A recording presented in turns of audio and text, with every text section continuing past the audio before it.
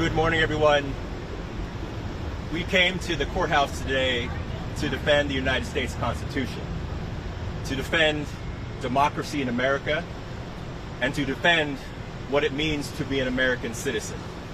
We are thrilled that the court saw the seriousness and the urgency of the complaints and requests for a temporary restraining order brought by the state of Washington, Oregon, Arizona, and Illinois, and are thrilled that the judge issued a temporary restraining order directing the United States government to take no further action in enforcing and implementing the unconstitutional and un-American executive order attempting to eliminate birthright citizenship in America.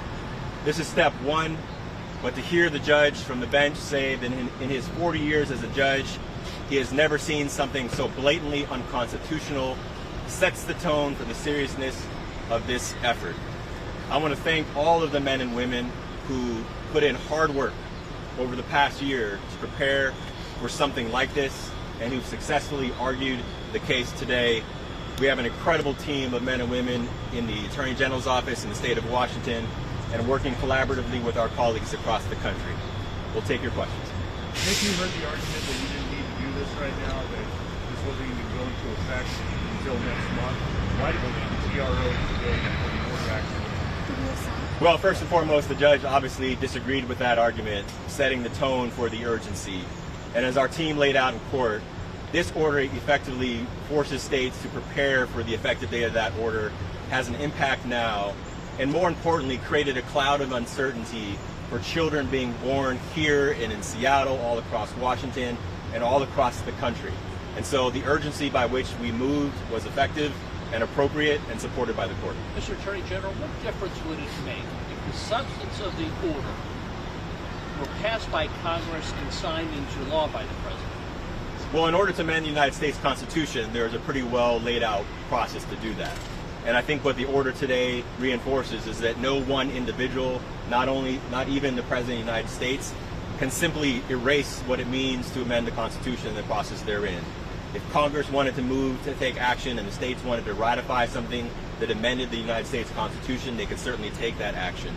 But I also think it's important to remind everyone that this amendment to our Constitution was put into effect in the wake of the most infamous United States Supreme Court decision in American history, the Dred Scott decision. It was put into effect to reaffirm what it means to be an American. And so that's why this case was so important, and that's why we had to act now. Is this a nationwide order that you saw in this briefing? This is a nationwide order, essentially directs the United States government to take no further action in implementing the President's unconstitutional order. How old is this? You heard the DOJ in there acknowledge this is likely going to SCOTUS. Are you confident in your arguments with that court as well?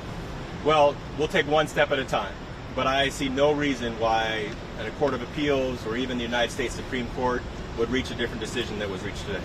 The Dred Scott decision, how old of a decision is that? The Dred Scott decision was from, one of my smarts, 1860. 57, there we go. Sorry. What's the next step in all this? Well, as we laid out today, so we moved for a temporary restraining order, which has a nationwide impact. The next step will be at a preliminary injunction, which will allow for more thorough briefing. The TRO that was issued today has a 14-day effective date. So for 14 days, the United States government can take no further action implementing or enforcing this order. But we will be back in court, as will many other people across the country. Attorney General, can you talk about, because this order would expire before well, according to the government, before the executive order would actually take effect, why was this needed now? What are the immediate harms that are happening today? Well, there are two principally for the states. I mean, the states would have to start working on the potential impact of that effective date now. We can't simply wait for 30 days to prepare for all of the changes that would happen to state government to recreate and re-implement these systems that are having dire financial and administrative impact on the states. But more broadly, this is about people. This is about people who the President of the United States was trying to deny their lawful right to be citizens. And babies are being born today, tomorrow, every day, all across this country. And so we had to act now to provide back to the status quo, back what has been the law of the land for generations, that you are an American citizen if you were born on American soil, period. Nothing that the President can do will change that. Have you ever seen a judge kind of imply that the attorney shouldn't even be making the argument that he's making? Well, I've been in court enough to see a lot of frustrated judges. and I've been in front of Judge Kunar before to see his frustration personally. But I think the words that he expressed and the seriousness that he expressed really just drove home that what we have been saying as state attorney generals for a very long time now, as we looked at the potential of this order, and since the order was issued. This is fairly obvious. This is fairly simple. This has been expressly determined by the United States Supreme Court, and Congress and multiple executives have looked at it and agreed. And so I was not surprised to see Judge Kunar sort of dismiss the absurdity of the order and the absurdity of the president's action. Attorney General, it's already been made a point online that the judge is a Reagan appointee. Do you make anything of the fact that the judge is a Reagan appointee who made this order today? Well, look, we make our argument based on the law and the merits and the facts. I try not to concern myself too much with who the judge is or what party was appointed them. But this is a Reagan appointee. He's been a jurist for 4 decades. He has seen arguments made by the Department of Justice many, countless times. So I'm thrilled that he made that decision and not too caught up on his appointing party. Mr. Attorney General, are you coordinating with plaintiffs in other districts?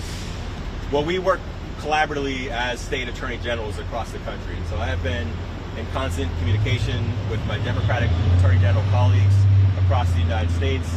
The team behind me and countless others in our office has been working collaboratively with other state attorney general staff members across the country, organizing and analyzing all the executive orders as they come in. So I'm really appreciative of the collaboration amongst many attorney generals across the country. We are not working with the private parties who have brought their own cases, but obviously the claims are very similar.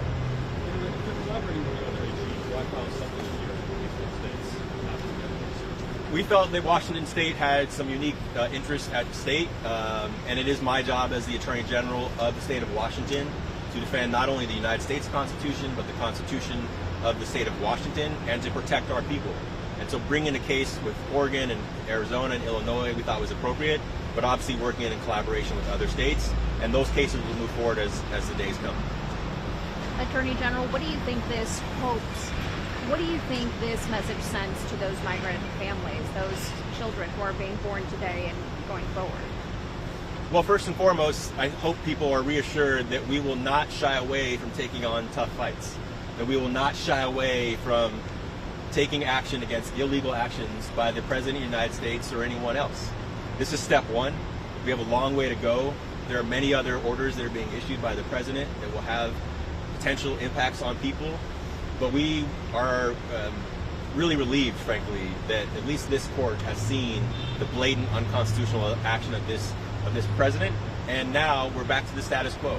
We're back to the rule that has been the law of this land now for generations, that you are an American if you were born in the United States. Thank you very much, everyone. Subscribe to our YouTube channel. Don't forget to like our videos and hit the bell icon to stay updated with the latest.